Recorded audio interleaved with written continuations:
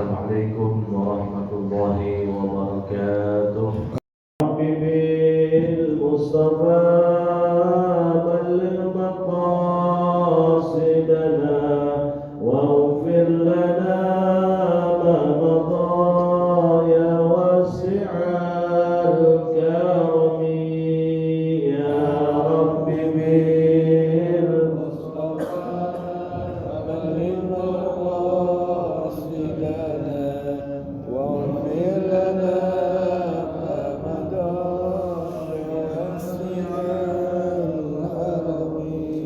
Muhammadun sayyidul kaunaini wathaqalaini wal fariqaini min urbin wa min ajami ya Rabbi bil Mustafa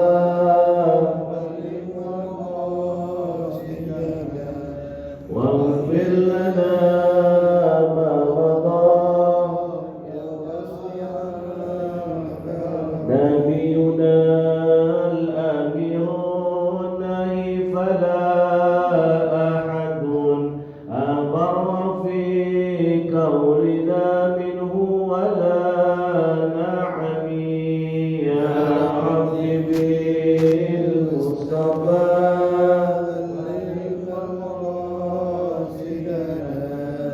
واغفر لنا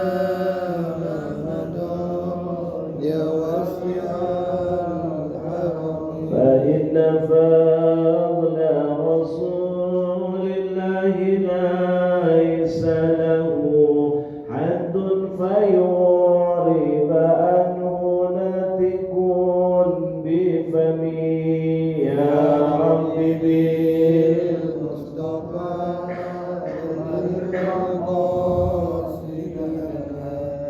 واغفر لنا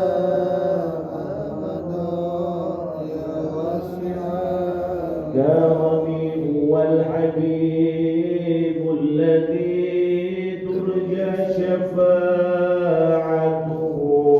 لكل حول من الأحوال مقتحمي يا رب بالمصطفى بلغ مقاصدنا واغفر لنا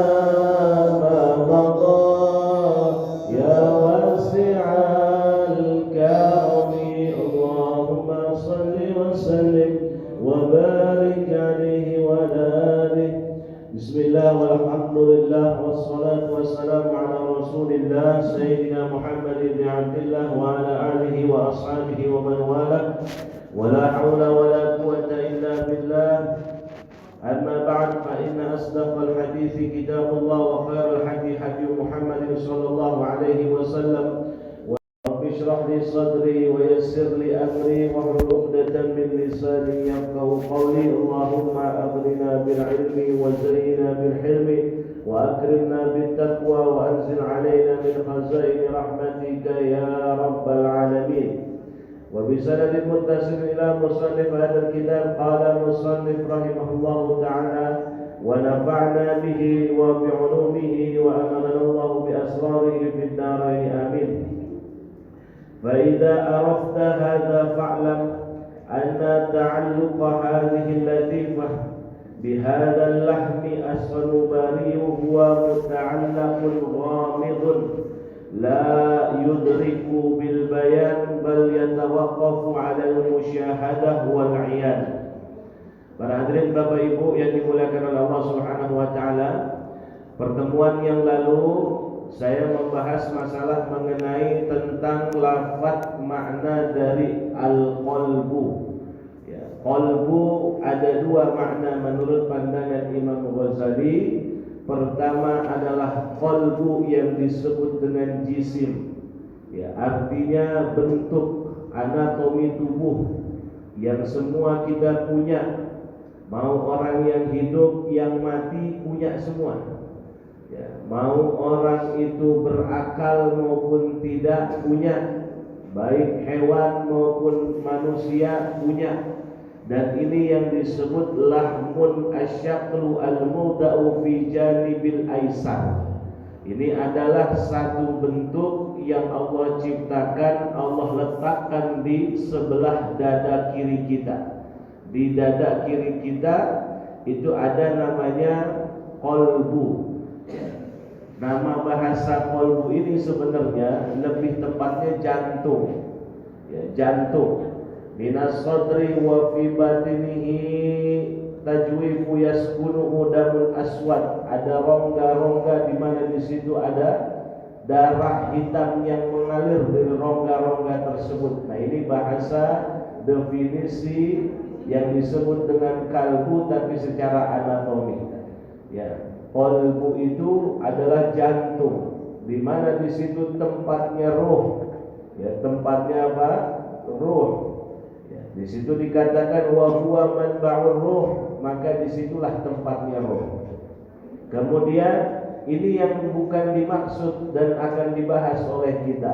Yang kedua, qalbu itu, ini ngulas sedikit Pak ya, biar supaya ingat yang bulan lalu dibahas. Apalagi bukan bulan lalu ini, 2 bulan yang lalu. Ya, seingat saya ini 2 bulan yang lalu gitu. Ya, betul nggak Pak ini? Betul ya Pak. Kalau ngantuk Allah alam biswab nih Pak. Terbangun lagi kita. 2 bulan yang lalu karena kita ke keseling sama acara maulud. Ya, maulud boleh, maulid boleh. Kalau maulud sosok yang dilahirkan, maulid berarti hari yang dilahirkan. Ya, maulud boleh, maulid juga boleh. Ada orang Jawa, Sunda bilangnya maulud. Soalnya sebab di kampungnya merayakan peringatan maulud. Ya, maulud. Tapi kalau orang Jakarta bilangnya maulid. Ya.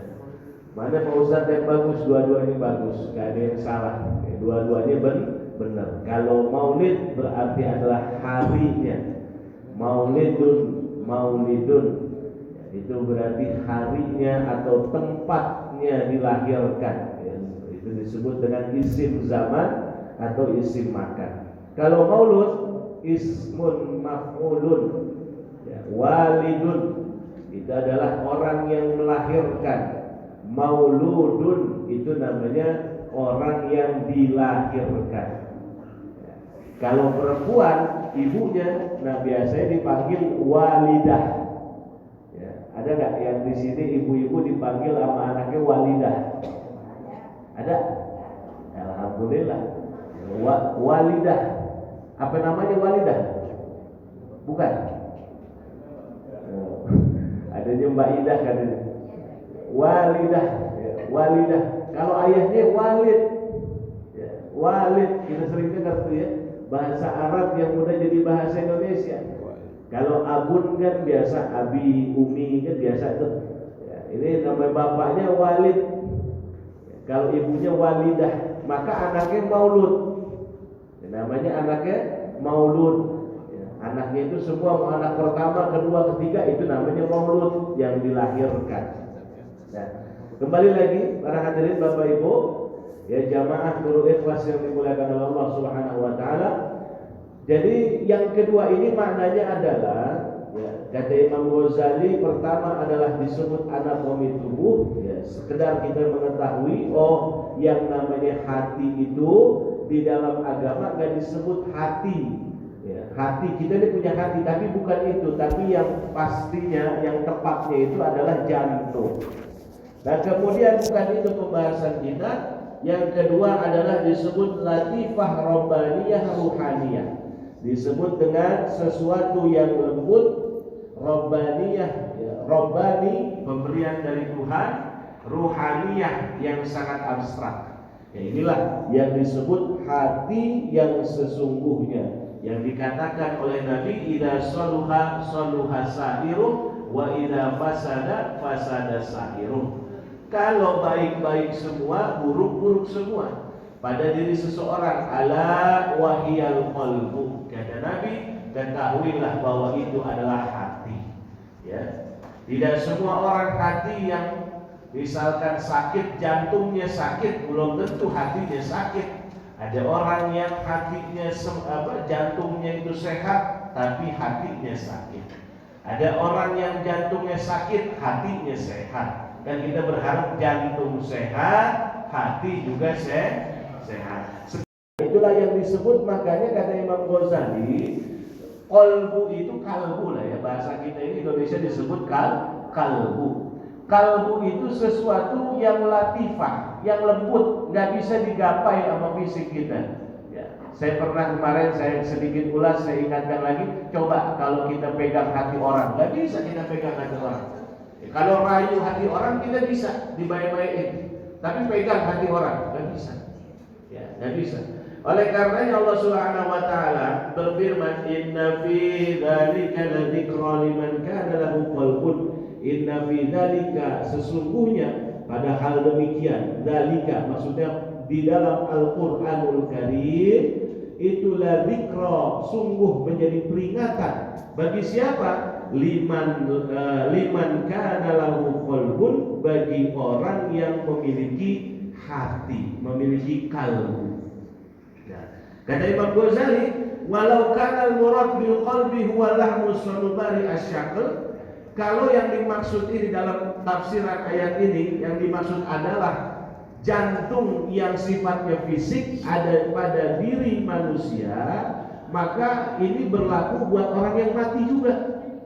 Enggak kan? Ayat ini, Quran ini menjadi peringatan bagi orang yang masih hidup. Liyunzira man kana hayyan wa yahiqqal qawlu 'alal kafirin. Itu dalam surah apa itu, Pak? Surah apa, Pak? Yasin. Liyunzira man kana hayyan wa yahiqqal qawlu 'alal kafirin. Ini Al-Qur'anul Karim untuk memberi peringatan bagi siapa? Hayyan, bagi orang yang hidup. Ya, wa yahiqqal qawlu 'alal kafirin, dan untuk memastikan bahwasanya perkataan ucapan Allah itu betul atas orang-orang yang kafir. Ya. Makanya kalau memang ini dituju kepada ayat ini nih Pak Bu, dituju kepada hanya orang yang memiliki jantung sifatnya fisik, semua kena. Hewan kena, orang mati juga kena dalam khitab ini. Ya, tapi tidak. Yang dimaksud di sini, Quran itu menjadi peringatan bagi orang yang punya kalbu. Kan banyak orang yang hidup kalbunya udah mati. Kita lihat, dikasih Al-Qur'anul Karim enggak ngerti-ngerti, enggak ada athar, enggak ada namanya bekas dalam hatinya, enggak ada. Ya. Diterangkan oleh para mubalik, para kiai, para ulama, para guru, diterangkan segala-galanya. Bahkan bukan Qur'annya, terjemahannya, tafsirnya. Tapi apa ngaruh tuh ke orang-orang yang masih doyan sama maksiat, orang-orang yang masih jauh sama Allah Subhanahu wa taala, berarti kalbunya tidak ada. Jadi kalbunya mati maksudnya. Tidak ada tuh maksudnya mati nih kalbunya. Orang kalau kalbunya hidup, Bapak Ibu, contoh kecil ya, disebut nama Allah bergetar. Ya, disebut nama Allah bergetar. Disebut nama Rasulullah, langsung kalbunya kayak ada setrum. Ya, hatinya. Ya, Allahumma sholli ala sayyidina Muhammad. Itu langsung hati itu, Pak. Ya, langsung bergetar. Itu ada setrum. Artinya kalbu kita masih hidup. Kalau orang fisik, orang kedokteran, ini orang masih hidup apa enggak, coba disetrum. Ya, kalau diginikan denyut nadinya masih ada, berarti masih hidup. Ya, kalau denyut nadinya enggak ada, nah begitulah dengan kalbu kita. Ya. Normal enggak denyutnya nadi kalbu kita? Nah, lihatlah, tengok sama diri kita. Ya, kalau kira-kira kita melihat orang yang susah di bawah kita, kita masih bisa merasakan empati, berarti kalbu kita masih hidup, Pak. Ya, ada orang yang susah nih, jualan di pinggir jalan, di trotoar, lampu merah, ya, jualan kerupuk, ya, dia usaha. Kita melihat begitu, hati kita rasanya tertenyuh, ya, rasanya tertenyuh hati kita, berarti kalbu kita masih hidup. dalam 3 hari nggak dengerin kalam-kalam dari guru-guru, dari para ulama, nggak dengerin nasihat-nasihat ulama, rasanya hati ini gersang, gelisah, gundah gelana, itu berarti hati kita masih hidup, Pak Bu. Ya, masalahnya kan yang ngukur denyut hati kita, kalbu kita tuh nggak ada mesinnya. Kalau nyawa masih ada, sama dokter ditaruh alat di sini. Oh ini ya oksigennya sekian, denyut nadinya sekian, darahnya sekian, itu ada. Nah, kalau permasalahan kan kalbu kita belum ada tuh alat yang bisa bikin ngedeteksi itu, belum ada, Bapak Ibu. Ya, makanya tanyain sama diri kita. Ya, ada saudara susah, ya, ngelihat saudara susah keenyuh enggak? Ngelihat nasihat, mendengar nasihat dari guru-guru kita, ya, masuk nggak ke kuping kita coba amalin. Nggak dengerin ceramah agama 3 hari, rasanya gersang, ya, gundah gelisah. Kemudian apa lagi? Tidak baca Quran dalam waktu sehari, rasanya kok kangen. Nah, ini coba dilihat, ya. Dilihat, itu mendeteksi namanya, deteksi itu ya, deteksi. Kalau kita ngerasa melaksanain maksiat, ya, terus kemudian ngerasa ya Allah, aku rasanya bohong sama diri sendiri, ya Allah, rasanya Engkau melihat. Nah, itu berarti bagus kalbunya. Ya. Tapi kalau ngelakuin pelanggaran, perbuatan maksiat dilakuin sama dia, kemudian dia cuek-cuek saja, ya, udah berasa kayak nggak ngelakuin kesalahan. Nah, ini berarti kalbunya udah mau mati nih, udah koma sekian. Ya. Nah, makanya Bapak Ibu, ya, mudah-mudahan deteksi diri kita sendiri. Ya, ini pengajian khususnya tasawuf ini bukan untuk orang lain. Ya, khususnya adalah untuk diri kita sendiri. Karena pengajian tasawuf ini kembalinya adalah ke dalam hati kita, bukan ke hati orang, bukan ke jiwa orang. Nah, ini yang dimaksud ya. Yang dimaksud ini adalah segala peringatan dari Allah Subhanahu wa taala, qauliyah maupun kauniyah. Ya. Qauliyah itu berarti Al-Qur'an, wahyu Allah, baik dari Al-Qur'an maupun Al-Hadis. Kauniyah dari sifatnya adalah ya kehidupan kita yang kita alami, usaha jatuh, usaha bangkrut, kok kita bekerja kayaknya kok dipersulit. Nah, ini kan sebenarnya kan peringatan itu.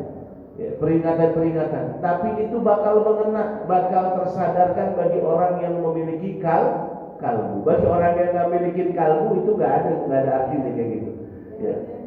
Ya, makanya ujian kok bertubi-tubi, ya, nikmat kok datang terus, jangan ujian mulu deh. Ya, nikmat juga kita pikirin. Kok nikmat terus-terusan, rasanya kok mudah terus. Ya. Padahal hidup itu kan ada senang, ada susah. Ya. Idza asabahu musibah sabar. Kalau dikasih musibah sabar. Wa idza asabahu nikmah syakar. Kalau dikasih nikmat syukur. Itu kan hidup begitu dikaliku. Ya. Gak ada hidup senang terus. Kalau senang terus Bapak Ibu di surga nanti. Itu senang terus.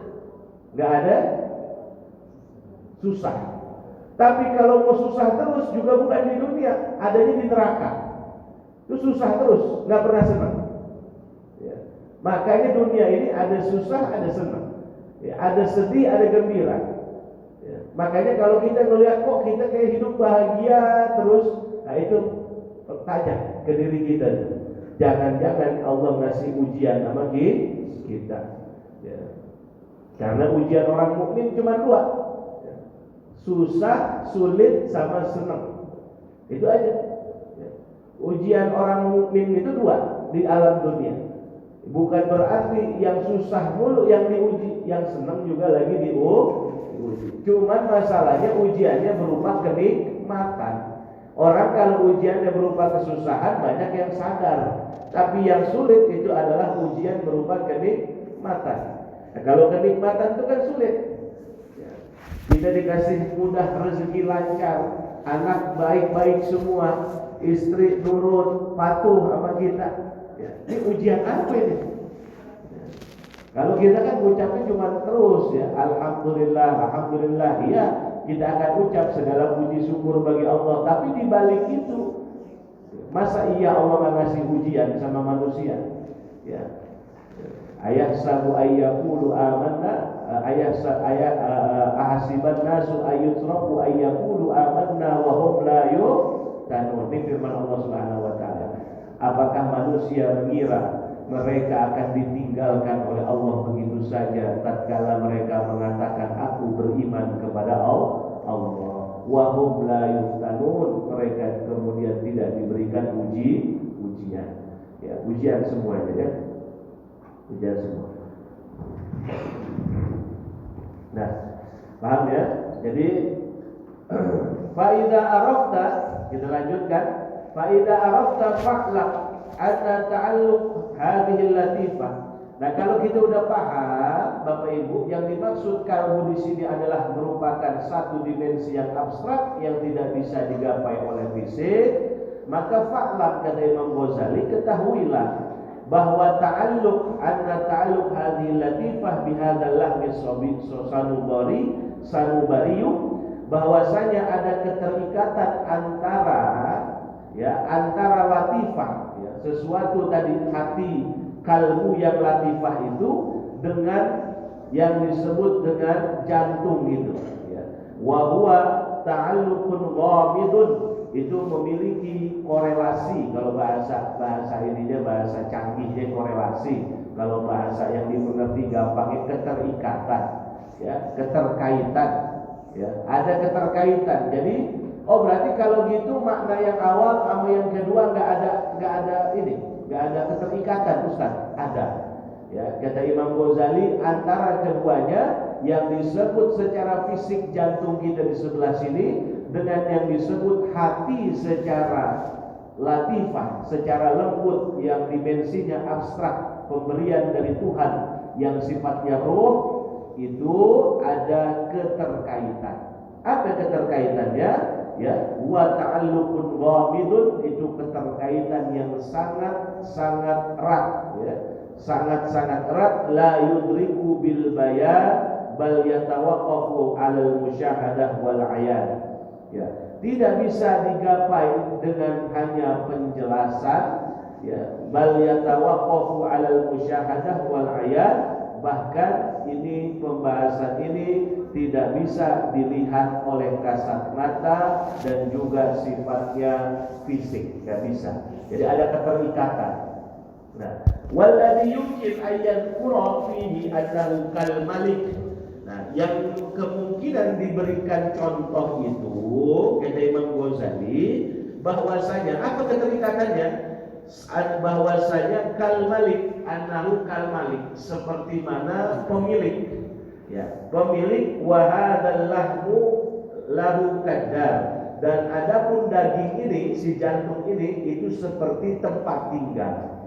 Jadi hati yang tadi disebut latifah ruhaniyah robbaniyah, hati yang disebut kalbu ini, Bu, dengan jantung itu, kalau hati kalbunya disebut pemilik, ya, kal malik pemilik, wallahu halahu kada, dan jantung itu seperti rumah, wal mamlakah atau singgasana. Nah, sekarang pertanyaannya begini, ya, contohnya deh, ya, contohnya, kasih contoh, ya, kita punya rumah kan, ya, kita punya rumah nih. Imam Ghazali kasih contoh, Imam Ghazali kan ahli filsafat, ya, Imam Ghazali ahli filsafat, ngasih kita punya rumah tempat tinggal, ya, sama kita yang pemilik rumah itu ikatannya apa tuh, Pak? Ya, itu punya ikatan itu. Ikatannya kepemilikan, ya. Jadi orang yang bertinggal di rumah itu dengan rumah tersebut, gitu. Ya. Kalau misalkan disebut kalbu adalah tadi seperti pemiliknya, kalau jantungnya seperti tempatnya, wadahnya, ya, jadi wadahnya itu, ya. Makanya dikatakan bahwa ruh kita ini, Bapak Ibu, itu tidak mengalami perubahan sama sekali. Ya, ruh kita ini, ya, ruh di dalam hati kita ini tidak mengalami perubahan sama sekali, baik dari mulai kecil sampai kita dewasa. Yang berubah itu hanyalah fisik, ya. Saya pernah kasih contoh, ya, ketika seseorang hidup sehat walafiat, sehat walafiat nih Bapak Ibu. Kemudian ternyata menjelang masa dewasanya dia terjadi kecelakaan, kakinya patah, diamputasi, potong. Ya. Pertanyaan kita, ya, ruhnya kepotong nggak? Enggak kan? Fisiknya aja kan, ruhnya nggak kepotong tuh. Ya berarti kan ruh bukan di badan, dan ruh itu nggak mengalami perubahan. Jadi kalau Bapak Ibu punya cucu, punya anak kecil, itu ruh itu nggak ada dari kecil tuh. Dan itu nggak akan mengalami perubahan. Yang mengalami perubahan itu adalah fisik, kata ulama. Ya. Fisik yang mengalami perubahan. Nah oleh karenanya hati yang disebut kalbu dalam kajian kita ini dengan yang disebut jantung tempatnya itu jantung secara fisik nih. Kalau kalbu nggak bisa digapai oleh fisik panca indera, tetapi kalau jantung bisa digapai. Apa iniannya? Ikatannya. Jantung adalah tempat singgah sananya, tempat tinggalnya. Kalbu adalah esensinya, tapi nggak bisa dipegang oleh kasat mata. Nah itu kira-kira. Ya. Oleh karenanya nih keterikatannya apa? Ya kayak tadi itu antara penghuni rumah dengan rumahnya. Apa keterikatannya? Kepemilikan. Nah kemudian bagaimana ini dalam masalah jantung kita dengan hati kita, kalbu kita? Makanya kan ada istilah begini, Pak Bu ya. Dokter bilang begini, penyakit itu sebenarnya nggak ada. Ya. Penyakit itu berawalnya dari apa? Ya, dari kecemasan. Ya, penyakit itu berawal dari apa? Kecemasan. Kecemasannya ada di mana? Di hati. Ingat-ingat nih. Ya. Cemas itu bukan di pikiran, bukan. Cemas itu di hati. Ya. Cemas itu berawal dari ragu. Ya, sini. Ya. Ya. Pak dengerin nih Pak ya, ilmu nih Pak nih. Al-Quranul Karim, ini ilmu nih, saya jarang nyampein. Al-Quranul Karim ya, menerangkan ayat pertama apa Bu? Zalikal kitabula raiba fi. Zalikal kitabula raibnya. Penyakit awal ya, Al-Quran sampai menyebut penyakit awal yang ada pada manusia itu berawal dari raib. Raib itu apa? Ragu yang kecil banget. Ya, raib itu kalau ragunya besar, ya kalau bahasa kita ada bangunan nih, bocor besar tuh Pak, itu namanya bocor. Tapi kalau bocornya kecil-kecil namanya apa? Bocor halus, bocor juga namanya. Rembes, bocor juga kan? Nah, kalau ragunya kecil banget, itu namanya raib, bahasa Arabnya. Tapi kalau ragunya besar, saya ragu nih sama suami saya 50-50 nih, sama suaminya ragu loh. Ini namanya syak. Fi syakim mimma ya'malun. Syak. Kalau ragunya tipis nih ragunya. Ya, Bu, Ibu yakin nggak sama saya? Kata suami kita nih, Ibu yakin nggak sama saya? Saya bakal melejit karir saya. Saya yakin sih Pak, tapi, nah ada tapinya tuh. Tipis-tipis lah ragu sama kamu lah. Nah, tipis-tipis itu namanya raib. Jadi keraguan yang kecil, kekhawatiran yang kecil itu udah mulai dideteksi sama Al-Quran. Bahwasanya kehidupan bahagia seseorang itu sehat walafiat badannya, itu bagaimana menentukan dia di dalam hatinya ada ragu atau enggak. Ya, bukan ragu kepada Allah aja nih, bukan. Ragu kepada kesehatan diri sendiri. Makanya kata Quran, dalikal kita mudah raib. Quran itu kasih tahu penyakit awal asal penyakit berawal dari keraguan. Dan yang terakhir, ayat yang terakhir itu adalah min syarril waswasil khannas. Terakhir nih. Jadi awal adalah ragu, terakhir was-was. Ini penyakit dunia nih Pak. Bu. Ya, penyakit dunia itu enggak lebih dari dua ini. Ya selalu didempet oleh dua ini. Ya, pertama adalah ragu, karena berhubung Al-Quran mengatakan dalikal kitabula raib. Yang terakhir, ayat terakhir, min syarril waswasil khannas. Dibisikin kita, was-was hidup kita. Ya, besok bagaimana? Ini penyakit dunia. Ya. Nanti kalau udah di akhirat ini penyakit nggak ada lagi nih. Antara ragu dengan was-was udah nggak ada lagi, bisikan setan udah nggak ada, ragu udah nggak ada, iri dengki nggak ada. Nanti di akhirat nggak ada takabur, nggak ada. Ya, di akhirat itu nggak ada takabur, ya, nggak ada sombong gitu. Nih amal saya ini banyak, nggak ada tuh. Coba di alam barzah orang kalau dikubur, ya sama tetangganya, nih saya selamat dari malaikat kubur, nggak ada begitu. Ya, karena udah nggak ada penyakit itu udah nggak ada tuh. Baik penyakit hati maupun penyakit kesehatan udah nggak ada. Penyakit ragu udah nggak ada. Penyakit was-was udah nggak ada.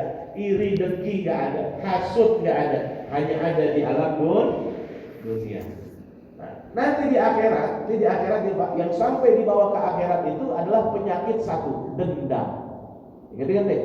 Ya, penyakit apa? Dendam. Ya, dendam disebut ghil.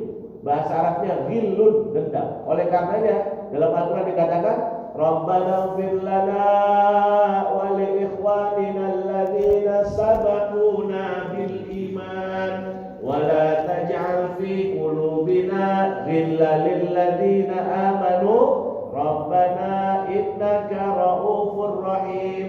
Ya Allah, ampunkan dosa kami. Waghfir lana wa li ikhwanina, dan dosa saudara-saudara kami yang telah mendahului kami. Wala taj'al fi qulubina ghillah, jangan sampai kau adakan dalam hati kami rasa dendam kepada mereka. Dendam, awas hati-hati. Sampai di akhirat akan ada dendam. Anak sama orang tuanya dendam, orang tua sama anaknya dendam. Sebab apa? Pengen saling menagih masalah kewajiban dan haknya. Tuh. Ya. Ketika mau masuk surga, Bu, jangan masuk surga dulu. Ini saya anak ibu. Ya, nunjuk. Mau kemana Bu? Enak aja ibu duluan. Saya anak ibu. Dari dulu saya nggak pernah diajarin agama, nggak pernah dibawa kebaikan. Ya Allah, jangan dia masuk surga dulu ya Allah. Saya anaknya ya Allah. Tuh, ghil. Ya, hati-hati makanya. Penyakit akhirat itu ghil. Ya, akan terus ada di akhirat. Penyakit dunia, ya jantung, liver, stroke, penyakit dunia. Bicara kesehatan, ya, geger otak, tumor, kanker, penyakit dunia, pusing, batuk, apalagi Pak, asam urat. Ya, makanya asam urat tuh obatnya satu ya Bapak Ibu, makan emping, ya. Makan emping, ya. Itu turun dari pinggang turun ke kaki semua, ya. Biar supaya rata itu semua itu. Ya. Nah, itu semua itu penyakit dunia. Dan di dunia ada penyakit yang sifatnya iri, hasud, dengki, pengen merasa menghukumi, merasa benar sendiri. Ya, tadi keraguan, was-was dan sebagainya. Al-Quran memulai dengan kata roib, ragu. Kemudian ada penyakit was-was di akhir Al-Quranul Karim, min syarril waswasil khannas. Makanya di akhirat itu yang kita khawatirkan apa? Saling kita ini menggugat satu dengan yang lainnya.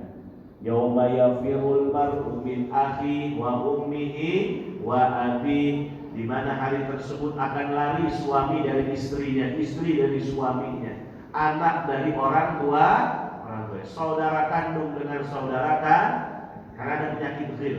Dia akan minta pertanggungjawaban di sisi Allah Subhanahu wa taala. Udah lagi nggak ada takabur. Ya nggak ada lagi melihat sampingnya, oh amal situ dikit doang, amal saya lihat tuh, nggak ada. Ya.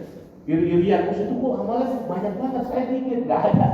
Nggak ada nanti di alam yaumul hisab begitu, nggak ada. Yang ada ghil. Kapan penyakit itu hilang? Kapan penyakit itu dicabut oleh Allah Subhanahu wa taala? Ketika kaki kita melangkah pertama kali ke surganya Allah Subhanahu wa taala, baru Allah hilangin. Apa kata Allah Subhanahu wa taala dalam Al-Qur'anul Karim? Wa naza'na fi sudurihim min ghillin tajri min tahtihimul anhar. Kami cabut dari hati mereka, maksudnya dari kalbu mereka ini.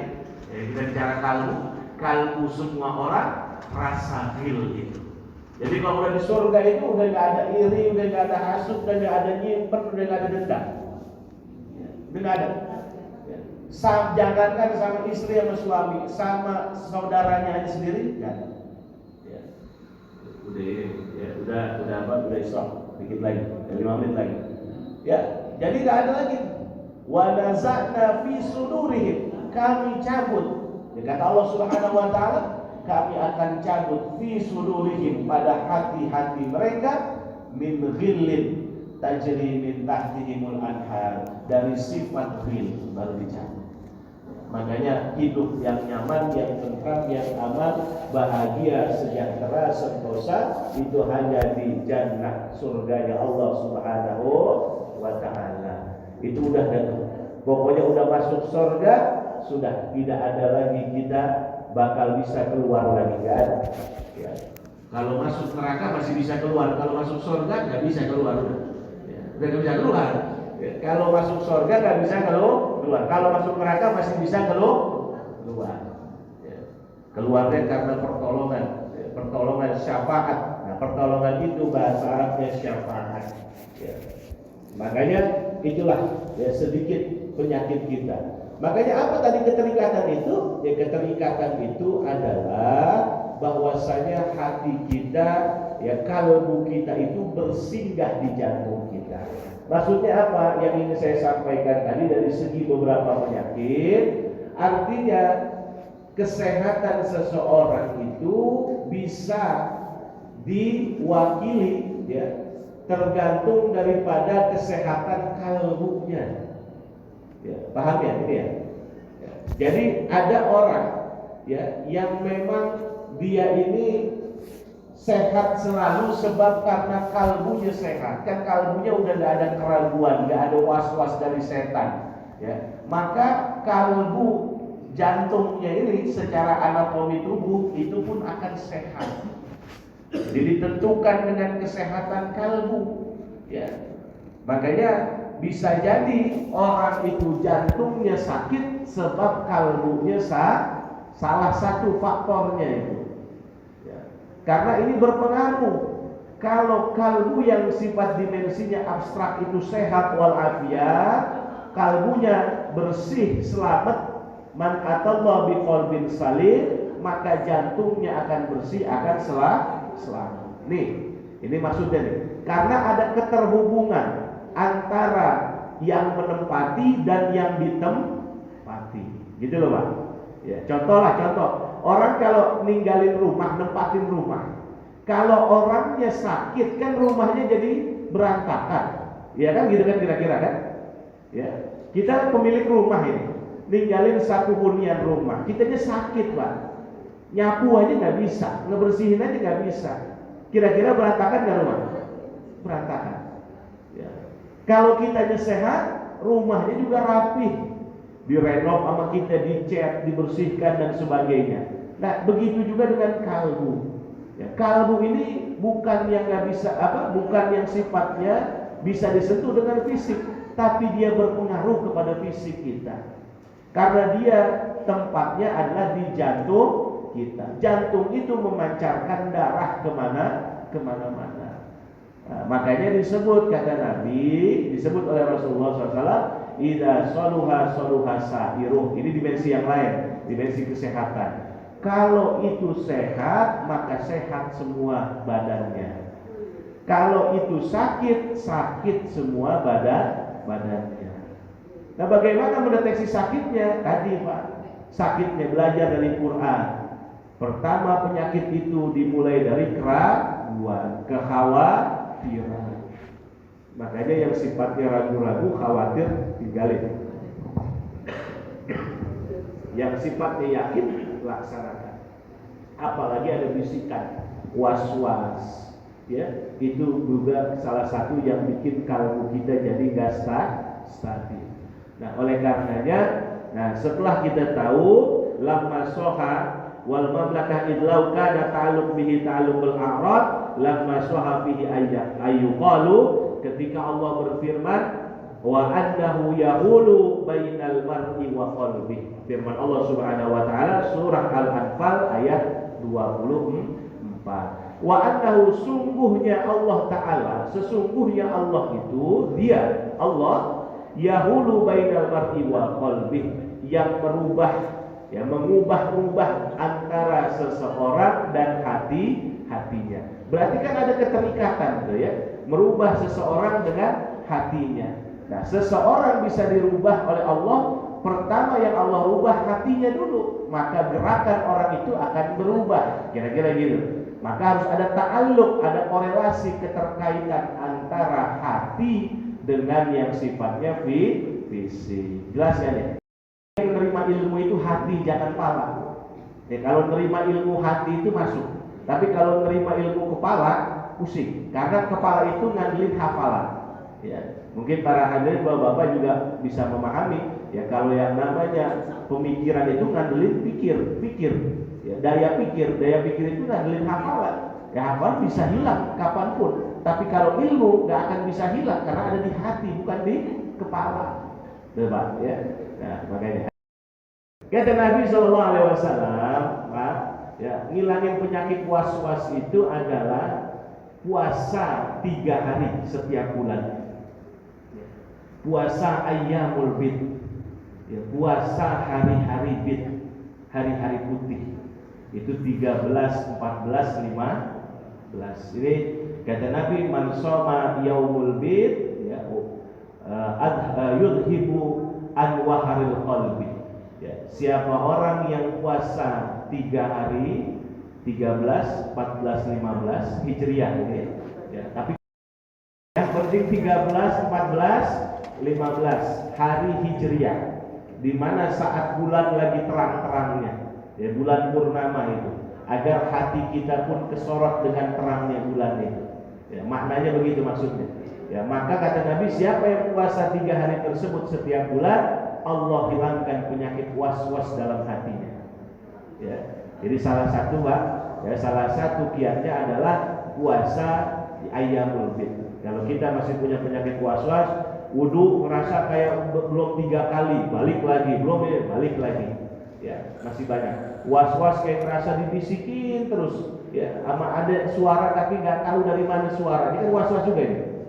Ya, gampang kemakan omongan orang, itu was-was juga ya. Ya, gabrebo ya. Ini biasanya ibu-ibu ini. Kalau bawa bapak sih gampang, banyak dia. Bawa bapak nge-covernya bisa, tapi kalau ibu-ibu biasanya gampang. Ya.